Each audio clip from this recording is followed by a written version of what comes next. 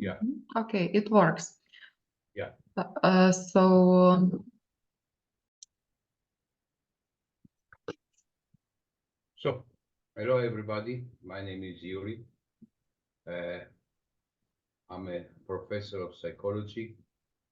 I specialize in what's called transpersonal psychology, uh, which is more the spiritual aspect of looking at personality and understanding the personality is just something much bigger than ourselves and something that is beyond the ego. So, the umbilical cord. Well, after the physical umbilical cord is cut, okay, I'm asking myself a question. Who needs who? And sometimes I wonder that maybe sometimes the parent needs a child more than the child needs a parent. There is a theory somewhere that says that the reason that we are actually bringing children to the world is one of the reasons is because we want to feel needed. So at that moment, once the physical umbilical cord is cut, um, and as the human animal is born prematurely, so in the beginning we are totally dependent, firstly on the mother, and then also on the father. Uh, because there is unconscious need to be needed, we are actually encouraged to need our parents. For instance, as an example, my mother till her last days called me my baby. Till the last days, she was always calling me and asking me, "Have I eaten? Am I working? Is my health okay?" Um, and then she was talking a lot about her problems. I'm getting old and I'm lonely, and I was feeling for a moment that I'm switching roles with my parents. I'm becoming their parent, and then I becoming my children. Suddenly, there's some unconscious guilt that comes that I owe them something. I need to look after them. I need to be nice to them. So the emotional umbilical cord is formed through guilt, basically. Uh, Remember how I looked after you when you were ill and what I've done for you, and I've given you the best education, and this is where you might have disappointed me, and I wanted always the best for you, uh, and constantly needing some kind of reassurance that I was a good parent to you. And the non-verbal message is, now you owe me. You owe me something. You are dependent on me. Uh, so sometimes it doesn't matter uh, what is our age, because no matter how old we are, okay, we have an age that is described from the moment we are born till our adult life, and there is another age, is the emotional age. So suddenly we are not able to separate properly from our parents, and our parents are not able to separate from us. There is this classic story that at the wedding sometimes the mother cries because I gave you away to somebody that's not going to look well after you, and nobody can look after you better than me, your own mother. Uh, so we forming some kind of a codependent relationship. Uh, so sometimes I ask people, okay, adult people, uh, how often you have contact with your parents, especially with your mother, and some are telling me well, we're talking every day, or I'm calling my mother every day, or she's calling me every day. This separation, in a way, does not uh, does not end. I also know about married couple when a man after work go to his mother to eat because the message of the mother is, I'll make you um, a better food, I'm cooking better for you and looking better after you as your own wife. Uh, in a way, emotionally, sometimes we don't grow up. And this umbilical cord, once we supposedly physically leave home, okay, and we're getting married, we're also creating some very strange dependency on our other half.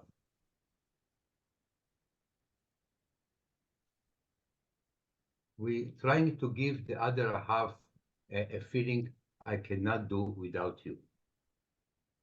Mhm. So, Jure, here I have one question regarding parents and kids. It seems to me like it's two ends, two ways relationship from parents to kids and from kids to parents. Yes, of course. Mhm. Of course. It's what is called codependent relationship. Mhm. We are depending on each other. Mhm. And later on, this codependency, it transfers in families. And It's not family, especially that, okay, to make things very simple and not too psychologically complicated, okay? So for instance, uh, a classical example, okay, it's not always like that, but in some cases like that, the man will not know how to operate the washing machine. And the woman does not know how to check the oil in the car. And suddenly we create some kind of a system that we cannot manage without each other. So we might be not happy, we might not not communicate, we not express our feelings and needs, but still on a physical everyday level, we cannot manage with each other, without Mhm. each other. So another example is a woman said to me, I was 2 weeks in hospital for an operation and my poor husband nearly died. I said, how come? You were in the hospital. No, he could not find where the coffee and the sugar are. And in a way, deep inside, starting from childhood, we need to feel needed. We need somebody to need us. Uh, and we talk about freedom and we talk about emotional freedom. And somewhere deep inside, on unconscious level, it does not happen. We cannot free ourselves for being totally independent. Uh, so it fulfills some kind of inborn need. I may not say genetic, but I'm talking more about learned behavior, that we need to be needed, but we also need somebody. Need somebody to need us, and uh, we need to need somebody. So it doesn't matter if we are happy, if we are satisfied in our relationship, if we have a good communication, if we feel still after all those years still in love with each other. As they say, it's like old shoes that we got used to, and we're going to wear them forever, even when they become uncomfortable, because this is what I'm used to. And can we say in this situation that it's some kind of fixation at some age? Yeah, yeah. Freud called it as a defense mechanism when we Mm. achieve an earlier age. Okay, um, so okay. So for instance, from my own life experience, okay, one of the things to get to the heart of a woman as a man is I'm making a face of an abandoned, hungry child, and immediately somebody looks after me. So you see, my approach is to simplify everything as much as possible, to bring real life experiences instead of talking about some kind of a theory that in a way does not have a lot in common with our normal human behavior. So in a way, we also in our relationship, we are repeating behaviors of our parents. There is this psychological cliche that we marry our mothers and fathers, or we marry the opposite of our mothers and fathers. But, and I will not call it a free choice. And from time to time, even with our children, okay, so I decided when I'm going to have a child, I'm going to raise my child in a better way that my parents have raised me. And from time to time, suddenly when I speak, when I lose my temper, when I'm becoming a little bit stressed or angry, suddenly I hear the voice of my parents coming through my mouth. I just see that I'm repeating some kind of behavior with my partner, with my children, and it goes from generation to generation to generation. And we're all talking about this emotional freedom and how to be free and how to be able to make decisions. And somewhere in the back, okay, I've got the voice of my father, the voice of my mother, or they might get upset if they knew I'm doing this, even if they died years ago. We're trying to make them proud. And they still, it's like a symbolic monkeys. They sit on our shoulders and constantly talk to us constantly. So we cannot even listen to our own voices. We're just repeating patterns. And as you told that this is learned behavior, I mean dependency, and we are not born, if I understood correctly, but with the dependency, we are learning later on how to be dependent. Yeah. So if it learned, so it means that when we are an adult people, we can take responsibility and be aware about this, let's say, unhealthy dependency and unlearn the learned behavior.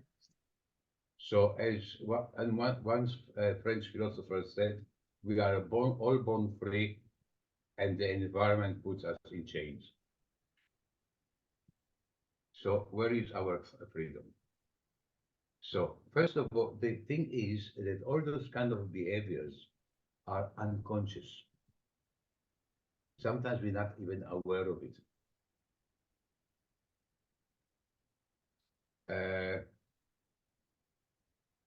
And especially the beautiful thing with children, okay, the children are supposed to be our teachers. And sometimes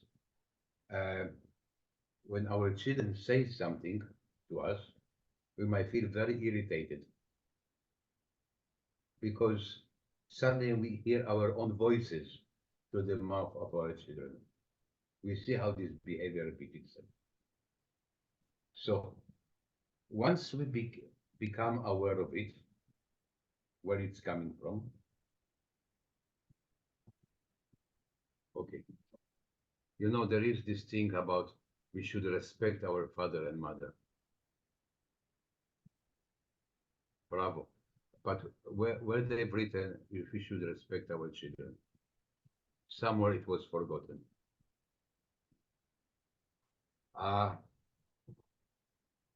So for instance, it is not socially acceptable to say bad things about our parents because we should respect them. It comes with belief system, it comes with culture, and especially it comes from religion.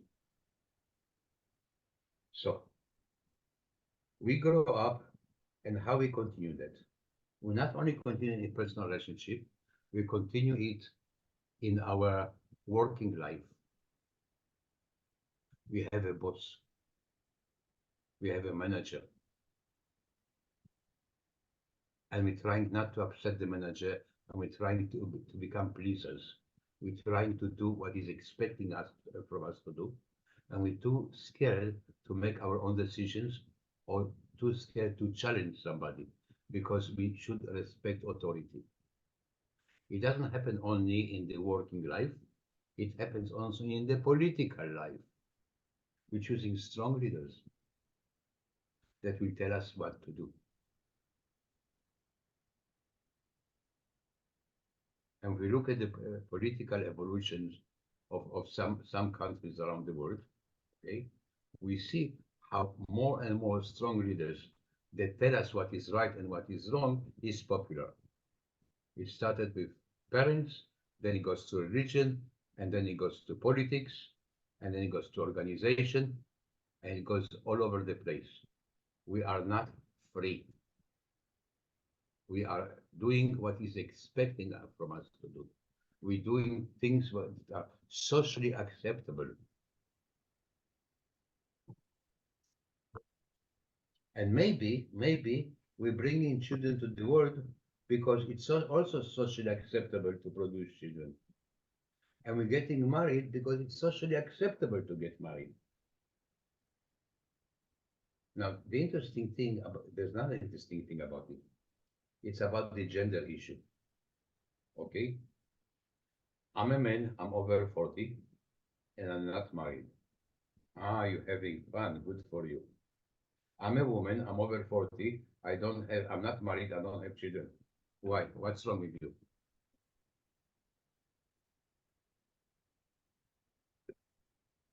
In a way, we are not able to take leadership of our own life.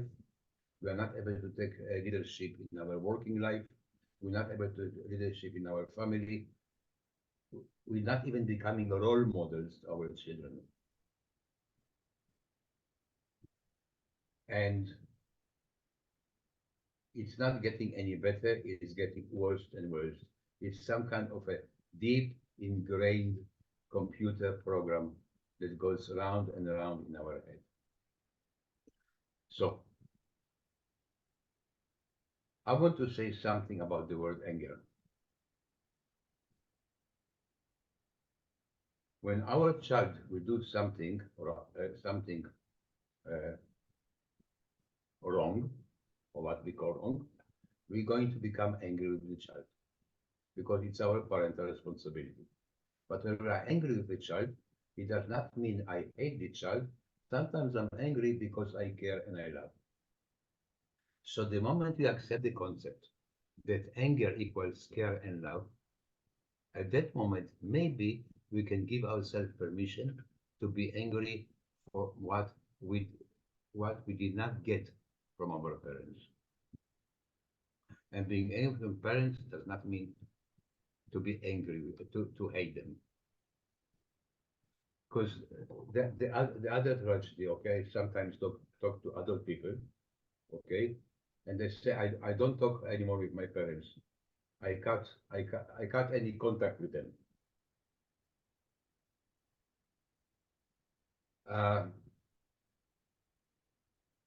So I'm trying to, I've not solved the problem. I'm just avoiding it. And I'm repeating it. Because it's not acceptable to be angry with the parents. I'm just cut contact and I don't want to upset them because they're old and they suffer. Now, every normal parent, in my opinion, and I might be wrong, every normal parent deep inside feels guilty. Maybe I could have done something different. Maybe I could have done something better.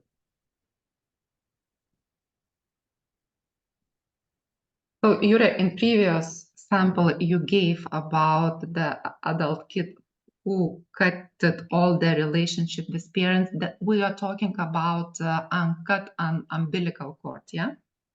Uncut emotional umbilical cord. Mm-hmm. Yeah, exactly, emotional. So Simple example, okay?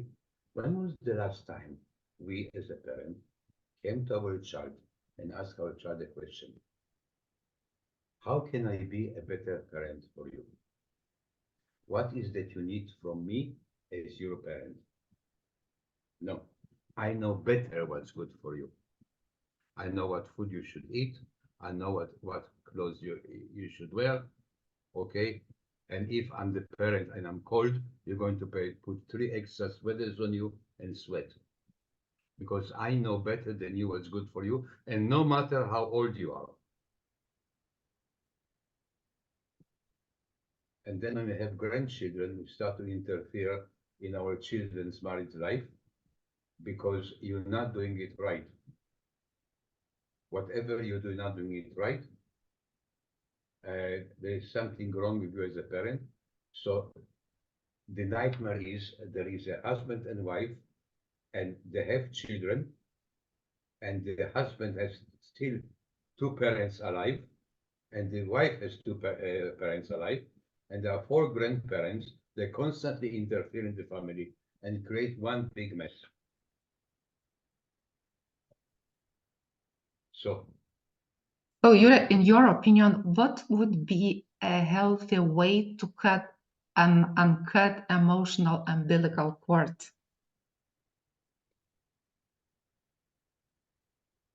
So uh, there is a poem called "Your children are not your children; they are the children of the universe."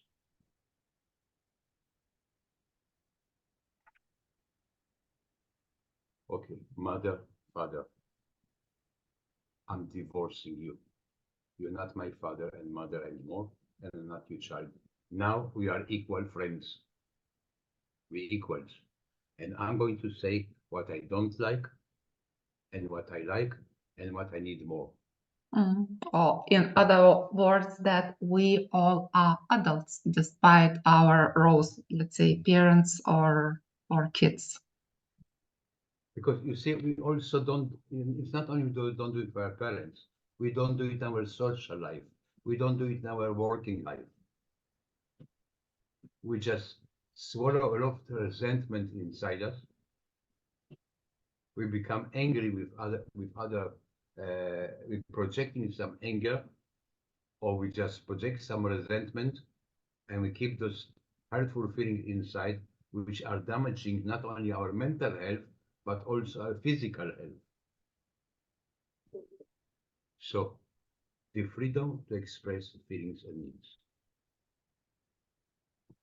So you mentioned the freedom to express the feelings and needs. Is that an aspect of being, let's say, a free person? It's a sign of freedom. it is a kind of freedom, okay? But we have here another problem. Okay. One problem is to identify feelings. What are feelings or emotions? I feel good, I feel bad. It's not a feeling. So tell me something you appreciate about me. Tell me something you like about me. Tell me something you're angry with me about. Express. Tell me something you're afraid to tell me. We just go through some kind of a procedure that you are able. So first we're going to do it within the seminar as a role play. Because the whole idea of a seminar like that is not sitting there and talking about it and intellectualizing it. It's about rehearsing it. So I'm going to choose you as my mother, and I'm going to tell you what I feel and what I need. I tell you what I did not like from my childhood, but you are still my mother, and I still have the right to tell you what I need as a person, because now we are equal friends. So first of all, we need to rehearse it and to practice it within a seminar. And what is the benefit of being, let's say, a free person with cut emotional umbilical cord? What is the benefit? Why do I need it cut? To be able to make decisions. Sometimes we get stuck in a difficult situation, in an unhappy situation, and some of us stay there until somebody dies, or some of us just waste years and years knowing I should do something different, I should do things differently,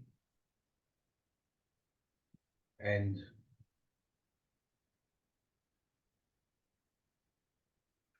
I should follow my own potential, I should follow my own career, I should find my passion and mission in life.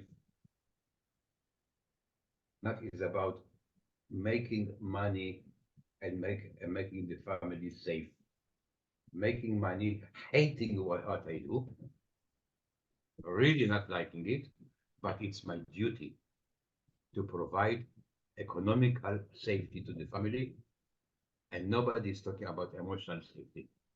This is being forgotten. So it's actually a process, first of all, to ask my inner self, what is that I need? What is that I feel? It's a process. Because you see, when was the last time, okay, we were asked what we need? It doesn't matter the age. Even in psychology, okay, client comes to therapy, I'm suffering from depression, no problem, I've got a brilliant technique that will save from depression. But the question, what is that you need? What would you like to eat? What shall we do together today? So the first steps being a free person is, first of all, to recognize my needs and to express my feelings. Yeah, but I tell you what, the mistake we make to be a free person is to change the other person. So we marry somebody and we spend a lifetime trying to change each other and being very unhappy about how the other person is. Because I've got a long list, which I know what is that I don't want. So when I go shopping, I make a list what I want to buy, not what I don't want to buy. Is to be able to have this internal list. What is it I really want? And I'm always surprised how many people get totally confused when they ask this simple question, what is that you want? What is that you need? You came to me for help as a therapist. What do you need from me? It's actually, I can prove that it's a very difficult question, especially in the cases, let's say difficult cases, much more easier for me to say that I don't like. Yeah. And it's very difficult to say what I like and what I would like to get. Exactly. So to be able to know what I need, okay, I need to go to a state when I take all those symbolical monkeys that are sitting on my shoulders, put them to the side, go inside myself, and what do I need as a human being?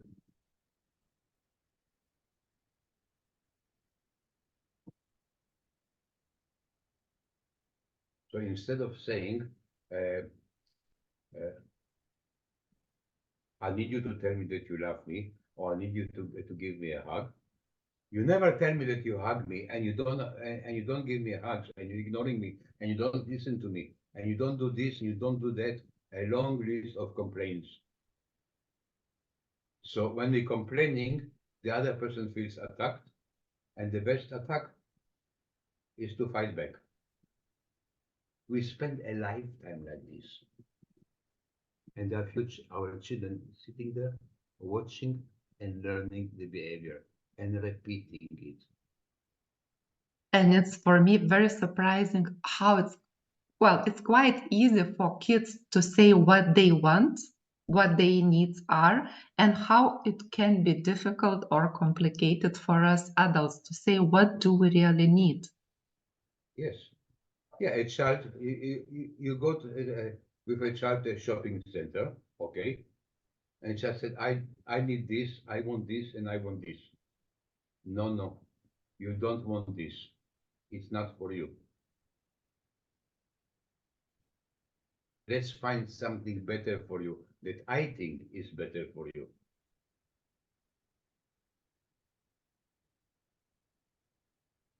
And now I'm thinking about myself.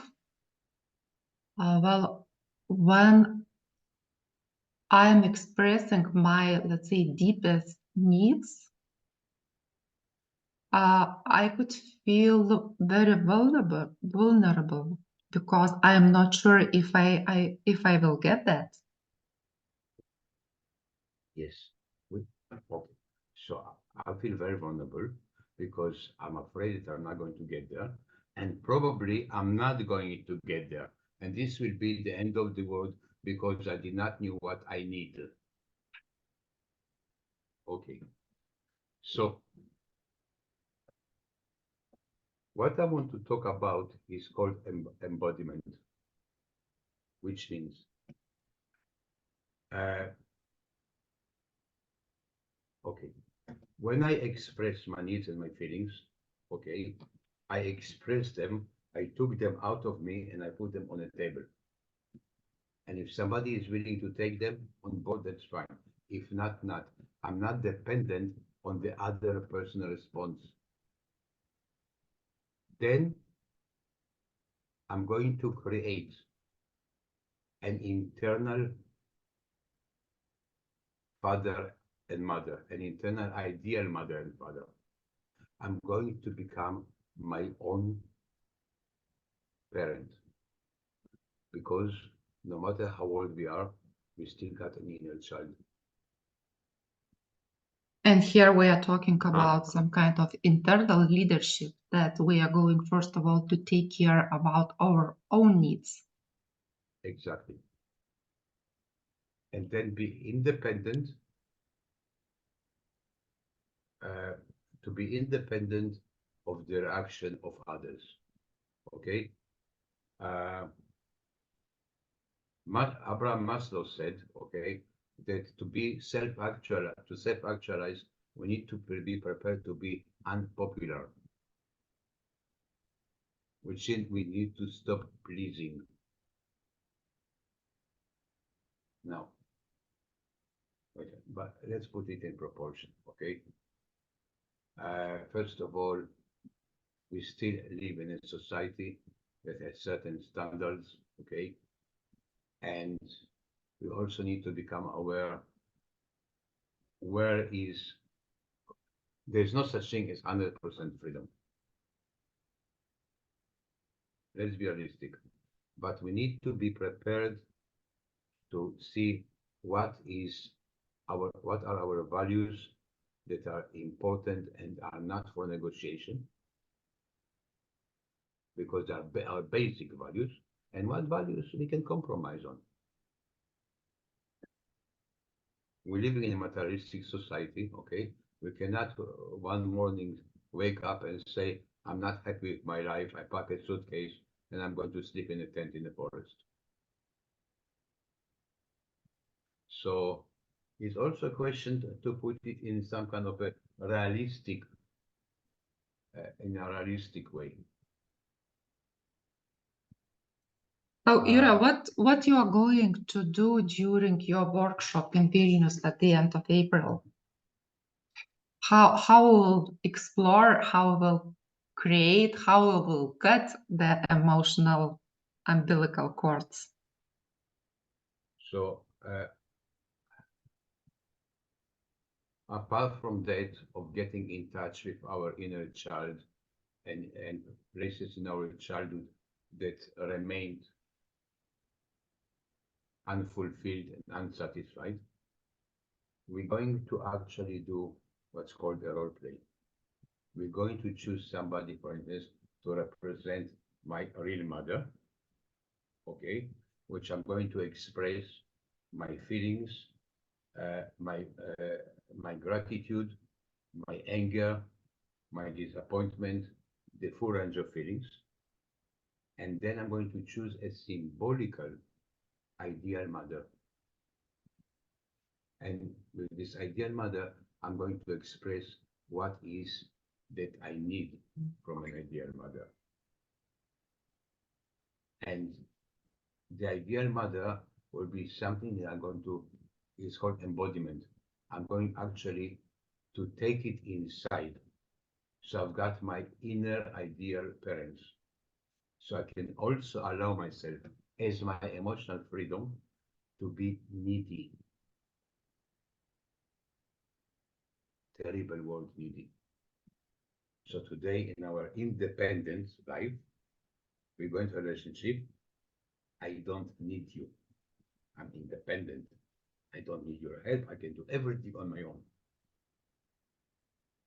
Let's get married, produce children, and give a non-verbal message to each other. I don't need you. I can manage without you.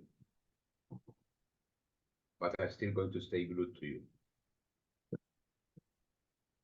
So it's not only freedom, is it happiness?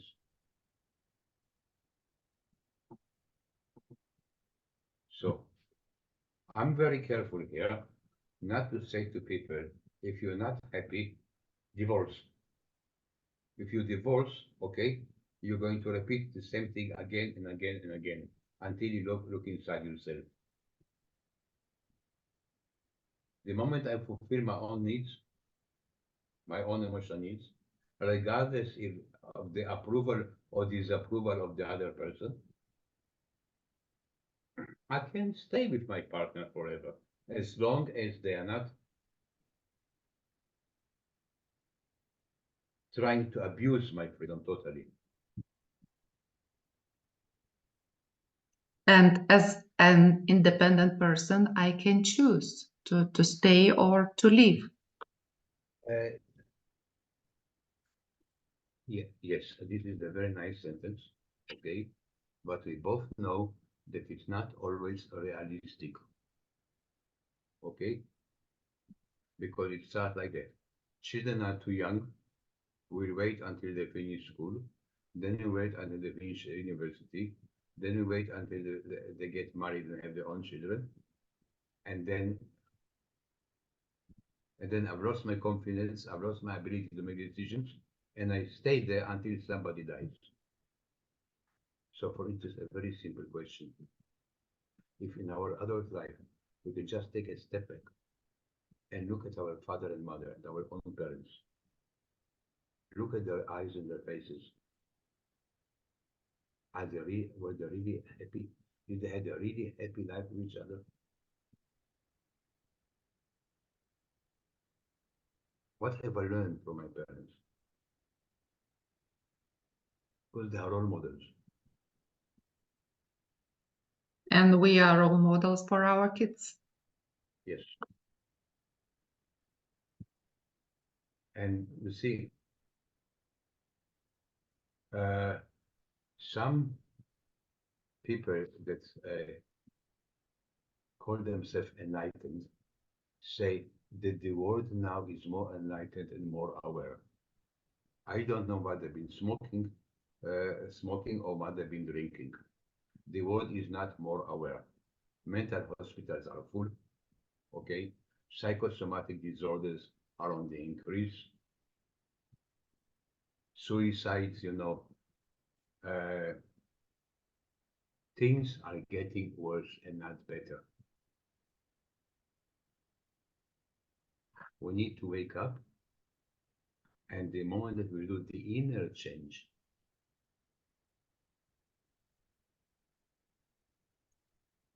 when I throw a stone in a pond, it creates ripples effect. It's to have the courage to take this stone and throw it to where it belongs. Immediately it affects our surroundings. Yeah, so we will be starting to do changes from ourselves. Yeah. Great. Because we're talking about to change the world. We cannot change the world. Once we change ourselves internally, our surroundings slowly will start to change. And this is the importance that we have to start with ourselves, and then everything around us, hopefully, we get affected. Not everybody, not everything, but hopefully some. At least some changes, and you will be incorporating metaphoric cards as well. Yeah, of course, because, okay, as our problems are illogical and irrational, because logically we all know that we're supposed to be happy and we're supposed to be free and we're supposed to give our children freedom of choice. We know all those things logically perfectly well, but all our problems are totally illogical. That means we need to access our illogical thoughts. We need to think in a symbolic way. And the beauty about those metaphoric cards that they are helping us to look at things metaphorically, to see them as a picture. Because I very strongly choose to believe that psychology is not a science, it's an art.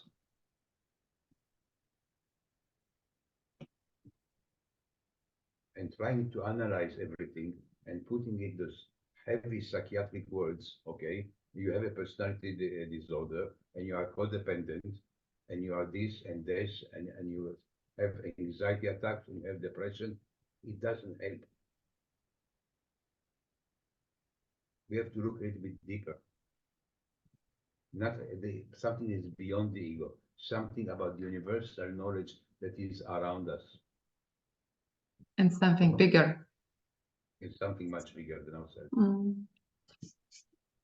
Because we are, on one hand, we are a drop in the ocean. On the other hand, we are the ocean in the same time. Exactly. Yeah.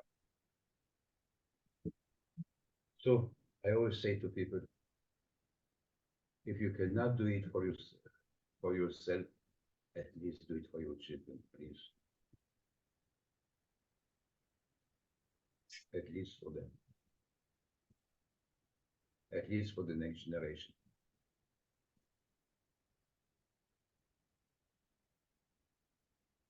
But to be able to do that, we need to stop for a moment and look inside. This is what this seminar is about, to look inside and to identify who we are as a feeling and needing human beings. So we're waiting for you to come to Vilnius and let's meet at workshop. Yeah, and let's experience it. Yeah. Let's stop talking about it academically. Let's experience it. Practically. On practical level. Absolutely. Perfect. So thank you very much and see you. It was my pleasure. Okay. It is so important for me to do this work. Okay. And because we always need to think what kind of world we want to leave behind us for the next generation.